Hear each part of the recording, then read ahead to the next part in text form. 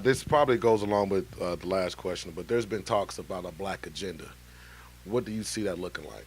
Well, number one, I see a black agenda, first of all, including money, right? Money for black businesses, financing for black businesses. Let's incubate black banks, or maybe not black banks, but community development financial institutions, which are unregulated entities that can accept money much like banks can. See, the whole reason for having a bank is not to have a savings account or a checking account. You want a bank because banks leverage money 10 to 1, right?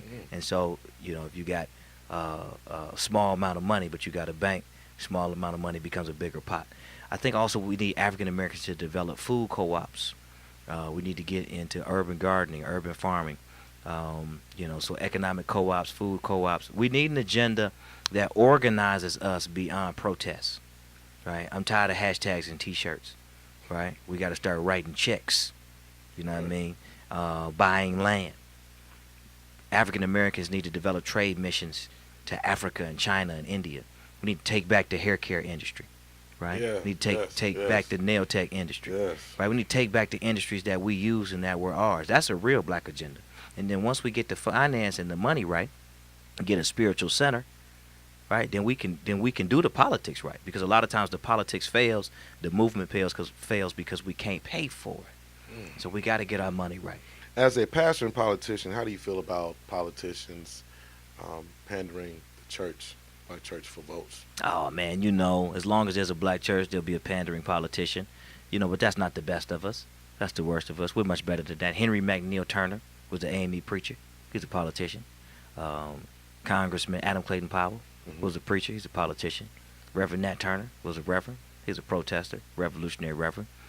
Reverend Dr. Martin Luther King never ran for elected office, but he was involved in social issues. Reverend Jesse Jackson, Reverend Al Sharpton, right? And so the best of us is a church that sees God as the God of the oppressed. James Cone, Jesus and the Disinherited, Howard Thurman. A church that says if you really want to see who Jesus is, find the weak, find the lost, the least, the left out, and you'll find Jesus there. And when you find him there, what is he saying? I have been anointed to preach the gospel to the poor.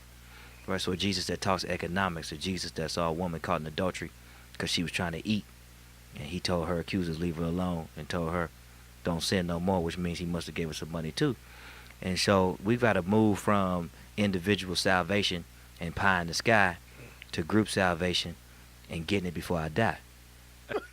How important is voting, and what's the best way for our vote to benefit our community?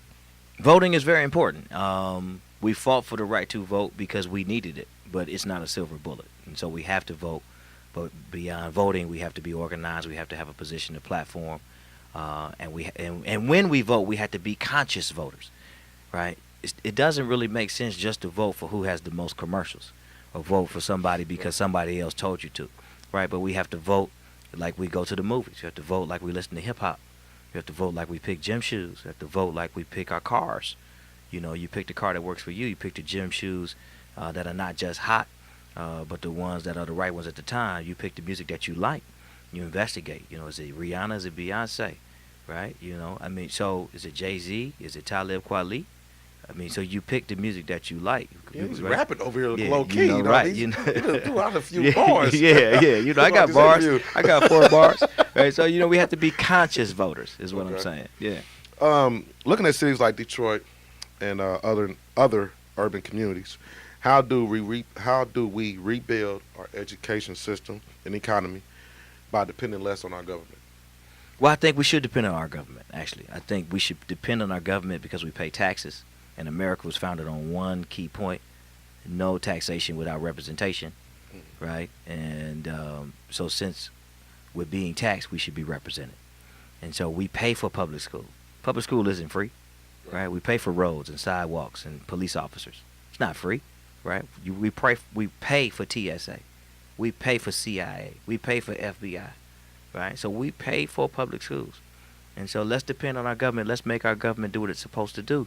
Schools like Michigan State University, land grant institutions that were paid for by the government to educated citizens. You can't have a democracy with ignorant people, right? So you have to raise the consciousness of the people so they can be citizens.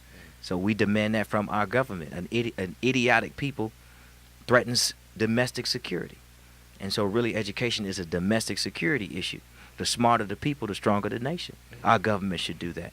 But I think beyond that, we should go past what we get in schools, and we should be educating in the homes and in the churches. And I think also we should have a conversation about the curriculum.